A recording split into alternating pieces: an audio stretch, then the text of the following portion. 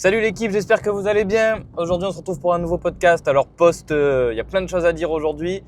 Je suis dans la voiture, donc ça va durer peut-être une petite vingtaine de minutes là, en route pour un coaching. Donc, on va essayer de faire en sorte que le déplacement soit rentable. Ok, voilà. J'espère que vous me voyez bien. La caméra n'est pas hyper bien cadrée, ça pourrait être mieux. Ok, donc on va essayer d'ajuster légèrement ça. Désolé pour le contretemps. Allez, c'est pas grave. Si je vois que ça marche pas, allez, très bien. Ça marche pas, on va rester comme ça. C'est pas parfait, mais il faut faire. Donc, je reviens du séminaire de Genève de chez K-Swiss Fit, donc notre fameux K-Swiss qui est vraiment monstrueux. C'était incroyable comme week-end. J'ai passé 3 jours sur Genève et c'est ça que je voulais vous raconter aujourd'hui dans le podcast là. J'espère que vous allez bien. J'ai repris cash direct, les coachings et tout, pas d'entourloupe. C'est tout de suite en fait. Il n'y a pas eu de demi-mesure. J'ai pas eu le choix que de reprendre tout de suite. Et puis, il faut faire ce qu'il faut, hein. On est là pour travailler, on n'est pas là pour se pavaner pour l'instant. On se pavanera quand on aura rempli les objectifs business. Et puis voilà quoi. Donc en fait, tout ça pour vous raconter les 3 premiers jours. Je suis allé à Genève tranquillou à partir de vendredi. J'aime bien partir un peu plus tôt parce que ça m'est déjà arrivé de partir, par exemple pour des compétitions à Paris ou quoi, et que le train soit en retard et au final que je rate la compétition. Donc là, j'avais surtout pas envie que ça m'arrive pour rater le séminaire à Genève. Et dans tous les cas, l'horaire à laquelle j'arrivais était pas bon parce qu'il y a 4 heures de train. Donc je suis parti depuis Marseille, j'ai pris le TGV jusqu'à Lyon. Puis ensuite, j'ai effectué un changement du coup à Lyon pour prendre le TER et aller à Genève. Et du coup, je suis parti vers 10 heures. Et je suis arrivé à... oui, c'est ça, hein, je suis arrivé vers... non, je suis parti à 6 heures, pardon, et je suis arrivé à 10h15 à peu près. Donc voilà. Ouais, là c'était un petit peu compliqué, il y avait les changements dans la voiture. Donc là je vais rentrer sur l'autoroute, ça sera un peu plus facile. Donc voilà, je suis arrivé vers 10h15, je récupérais ma chambre vers 15h, donc je me suis retrouvé à devoir faire quelque chose à Genève. Et au final j'ai visité Genève, donc c'était assez sympa, c'était assez beau. Là-bas ils ont un jet d'eau, j'ai pas trop relevé l'histoire du jet d'eau. Il me semble que ça a été construit dans les années 1800.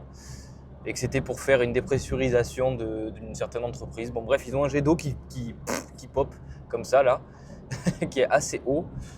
Et c'est assez marrant à voir que c'est devenu un point de rassemblement. Et sur le lac Léman, du coup, c'est autour, le lac de Genève. Et premier truc que je me rends compte, c'est que Genève est une ville très propre, déjà, contrairement à Marseille. Et c'est une ville très sportive. Qui a beaucoup de respect pour les règles, c'est-à-dire que là, tout le monde est cadré quelque part, c'est-à-dire que les piétons, ils ont leur voie, les vélos, ils ont leur voie. Il ne faut surtout pas être sur la voie de vélo parce que c'est ta faute si tu es là-dessus, tu n'as pas à être là en tant que piéton. C'est obligatoire de respecter le règlement. Si tu veux traverser, c'est sur un passage piéton, c'est pas n'importe où comme à Marseille. S'il y a un piéton qui se présente sur un passage piéton où il n'y a pas de feu rouge, il le laisse passer parce que voilà. Enfin, franchement, c'est juste normal, mais la normalité est tellement devenue anormale qu'au final, je me réjouis d'une ville qui fait que les règles sont respectées, donc ou même d'un pays. Donc c'est quand même assez incroyable. Je pense que c'est comme ça dans toute la Suisse. C'est fou quand même de devoir se dire que c'est normal quand je me présente au passage piéton que la voiture s'arrête. Ah oui, parce que à Marseille, ça ne marche pas comme ça. Marseille, tu te mets sur la route, on t'insulte. Voilà, tu marches, tu mets un pied sur le passage piéton, on t'insulte et on te klaxonne parce que tu n'as rien à faire au milieu de la route alors que tu es dans ton bon droit. Voilà, et tu te fais rouler dessus par les scooters et tout à contresens. Enfin, c'est un carnage monumental. Alors qu'à Genève, force est de constater que c'était très très propre, que c'est une très belle ville, qu'il y a quand même pas mal de choses à faire.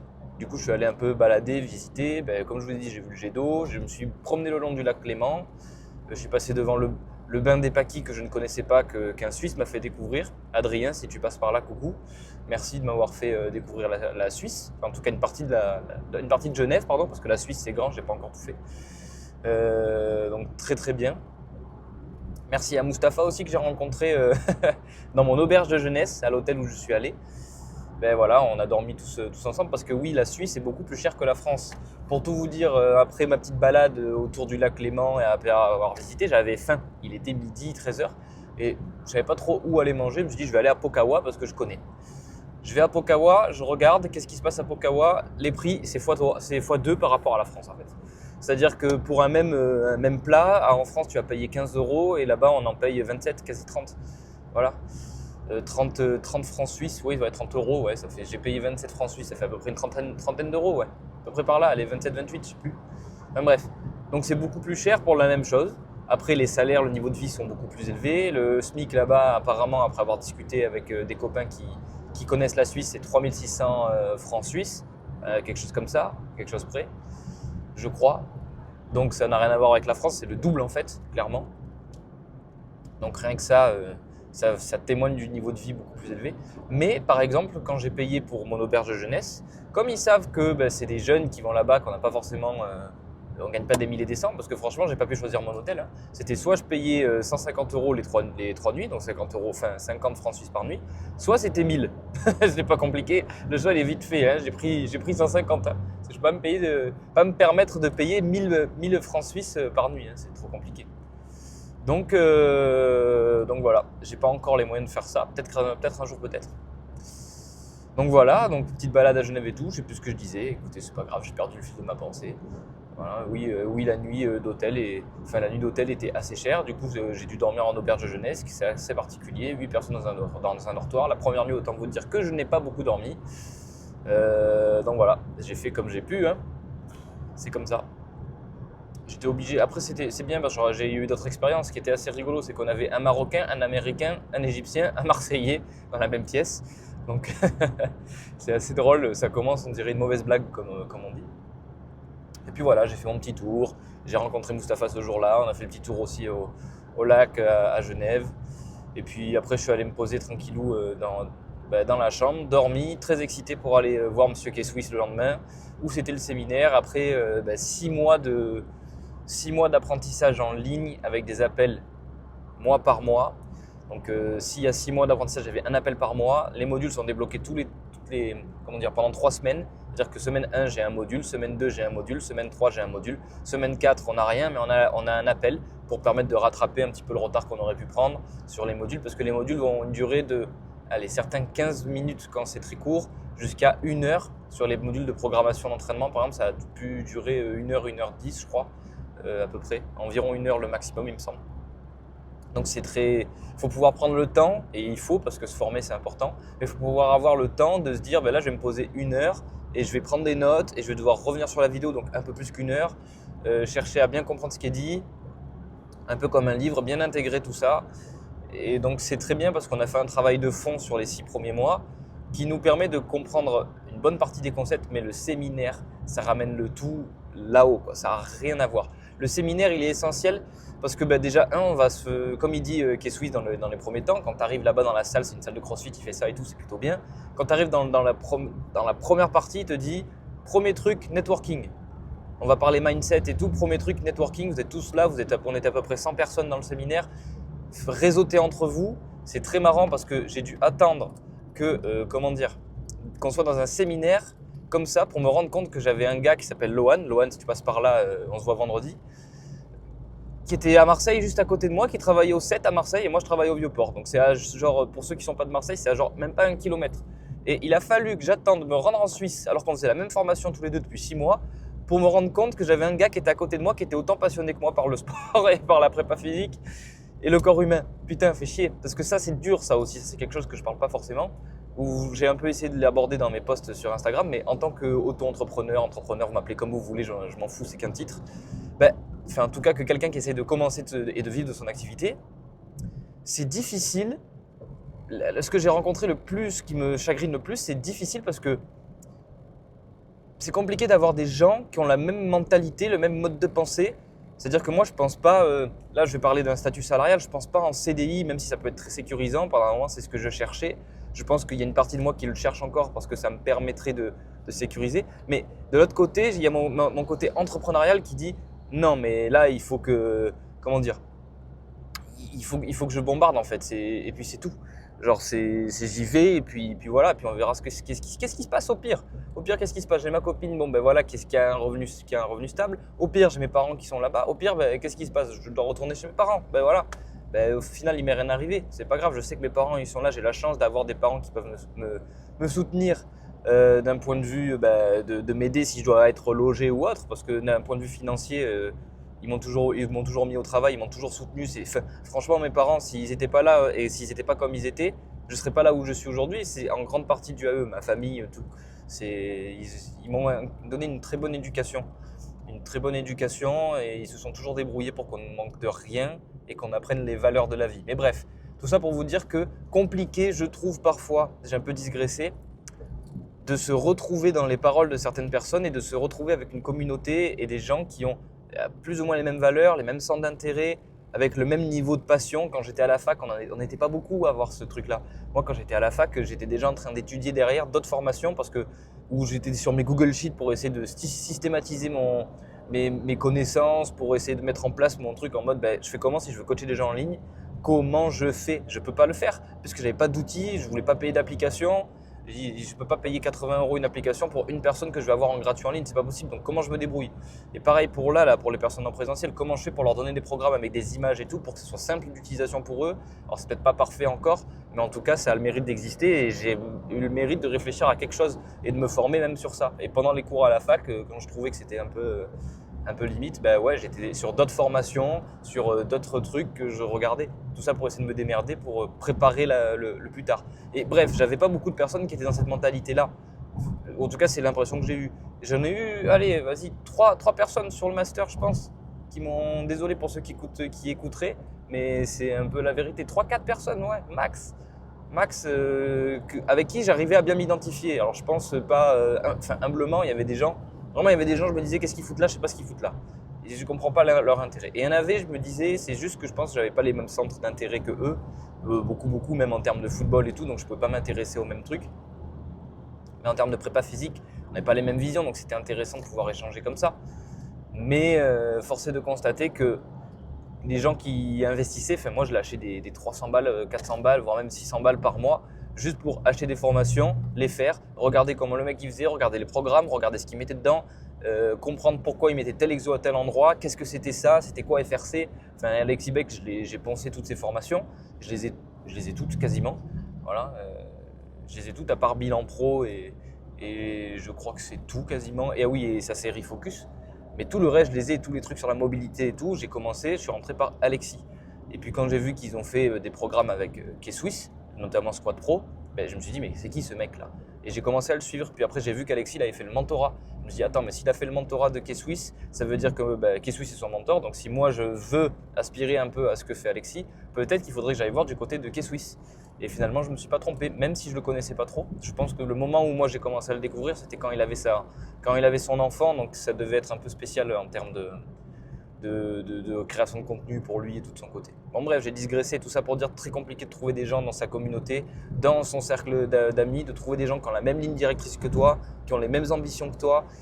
Et c'est difficile de s'entourer, parfois j'ai l'impression de bien me sentir un peu seul, et ça c'est la vérité, parce que pas forcément compris dans mon état d'esprit, dans mon mode de pensée, dans comment est-ce que je vois les choses, dans mes doutes aussi, parce que je doute énormément, de me dire est-ce que je vais dans la bonne direction? C'est pour ça que j'ai fait ce mentorat. Est-ce que je vais dans la bonne direction? Est-ce que j'ai les bonnes connaissances? Est-ce que j'ai les bonnes pratiques? Est-ce que je peux améliorer plus? Qu'est-ce que je peux améliorer plus? C'est un super pouvoir, ce genre de mode de pensée, mais c'est aussi un gros fardeau parce que ça me bride dans pas mal de trucs. Et c'est pour ça que le mentorat est vraiment intéressant, c'est parce que il force à exécuter, à appliquer et à faire, et puis à se tromper, puis à recommencer, à pas voir l'échec comme un échec. Enfin, c'est un changement d'état d'esprit. Alors ça va pas se faire tout de suite, je le sais, c'est pas parce que ça y est, j'ai fait le mentorat, c'est bon, je suis un autre homme. Alors oui, en partie, il y a une partie de moi qui a changé, je pense, en 6 mois, et même sur ces deux prochains jours, mais pour que ça se devienne ancré, il va falloir le répéter, l'accepter, le recommencer, me tromper, comprendre, réajuster et faire un long travail. Et je pense que ça va se faire sur au moins 1, 2, voire même 3 ans au total pour changer la perception du monde que je peux avoir et avoir d'autres perspectives. Et en sortant de ce mentorat, c'est ce que j'ai d'autres perspectives. J'ai utilisé la métaphore je suis sorti du mentorat, on m'a dit mais qu'est-ce que tu as vraiment appris en fait? Tu as appris quoi? Parce que c'est vrai que les gens qui me connaissent humblement, vous savez à quel point j'ai une appétence pour l'apprentissage, de toutes les méthodes, de plein de trucs, de plein de principes que j'aime bien aller voir. J'aime bien aller voir Christian Thibaudeau avec qui je me suis formé aussi. J'aime bien aller voir Alexis Beck, j'aime bien aller voir Jake Tura pour le tendon. J'aime bien aller voir, je lisais beaucoup d'études sur tout ce qui était tendinopathie et autres avec Rio, Purdam et Gilles Cook dans les années 2020-2021. Enfin, j'ai pas toutes les formations que j'ai fait, mais à chaque fois, je sais que j'en ai 3 tonnes. J'ai des trucs de labo RNP que j'ai pas trop vus, mais mais je sais que je les ai quelque part et qu'un jour ça va péter, je vais devoir les faire.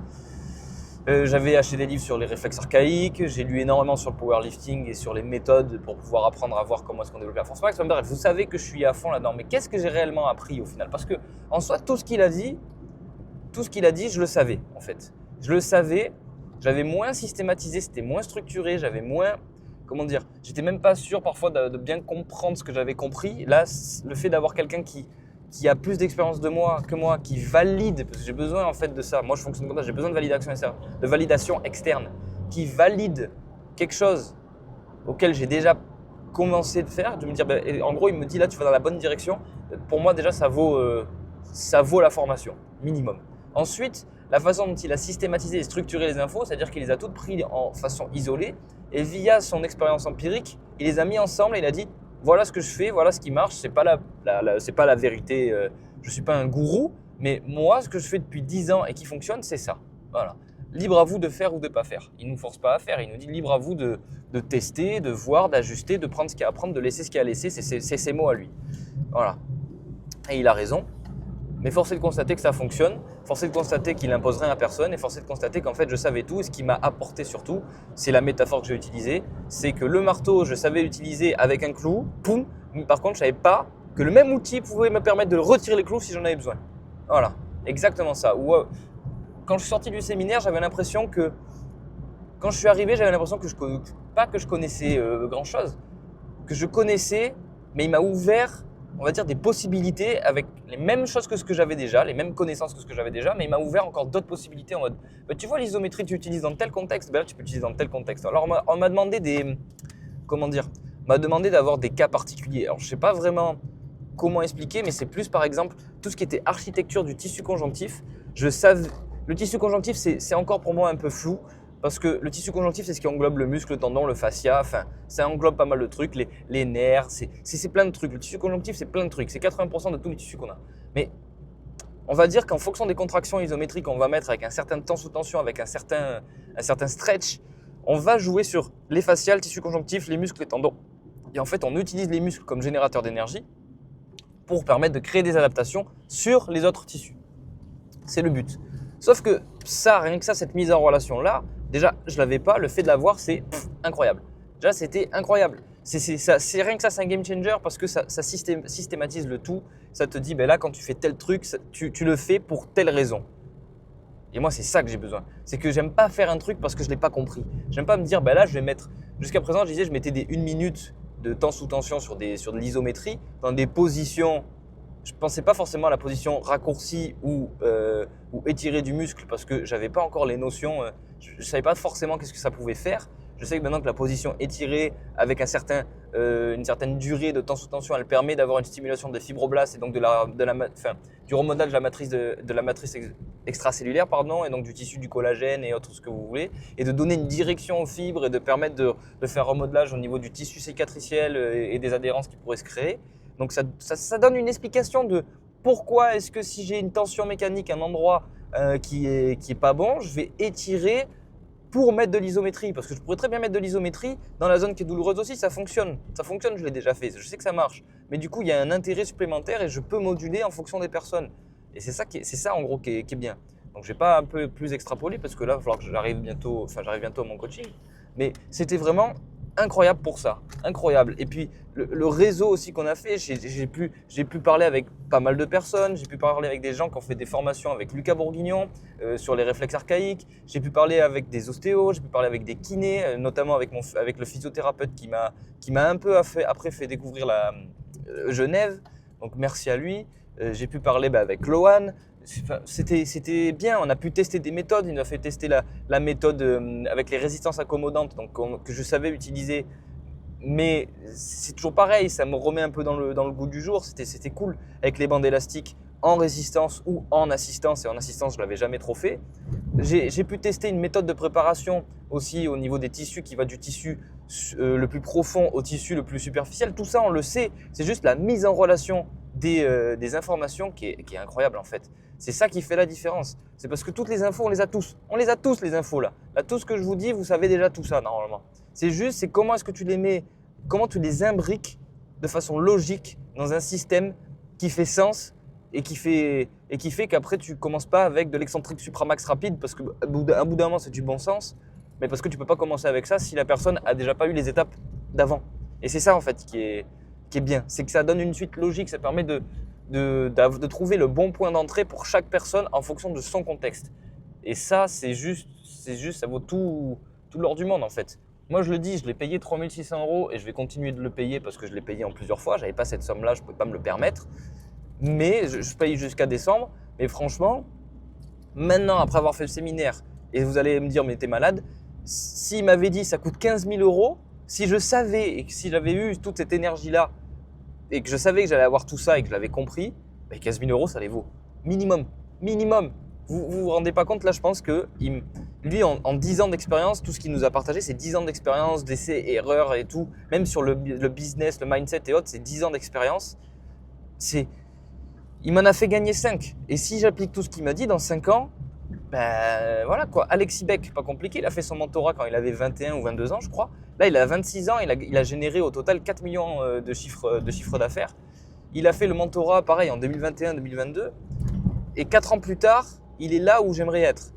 4 ans plus tard, il est là où j'aimerais être. Il a gagné 5 ans avec K-Swiss. Il a gagné 5 ans, 5 années. C'est juste énorme. Donc, si je peux vous donner qu'un conseil, allez la faire. C'est pas de l'argent jeté par la fenêtre. C'est investir sur soi et il n'y a pas plus important que d'investir dans ses connaissances. Et ça, je pense que c'est un des trucs qui fait que… Moi, je l'ai compris tout de suite, ça. J'ai compris que si j'avais le savoir… C'est quoi déjà cette phrase déjà ? La connaissance c'est le pouvoir ou le savoir c'est le pouvoir. Bon, bref, loin de moi de vouloir être maître du monde, je m'en fous. Mais voilà, c'est véridique. Celui qui sait, il peut faire des trucs. Mais celui qui sait dans tout, celui qui sait dans la partie skills de notre métier, mais dans la partie marketing, branding, tout ça, c'est abordé dans le mentorat aussi. C'est pas beaucoup abordé dans nos formations. On n'est pas très fort là-dessus, nous les coachs. Et c'est tout quoi. Le mentorat, il aborde tous ces aspects-là. Et franchement, merci pour l'énergie. C'était incroyable. Je vais devoir couper ici parce que j'arrive au coaching. Merci pour ceux qui ont pu m'écouter. J'espère que ça pourra en aider plus d'un. Si vous avez des questions sur le mentorat, vous n'hésitez pas à m'en envoyer. Je me ferai un plaisir de vous répondre. Ok ? Et encore merci à K-Swiss. Merci à tous les gens que j'ai pu rencontrer. Et écoutez, on se dit à très vite pour un prochain épisode dans la voiture sûrement. Allez, salut!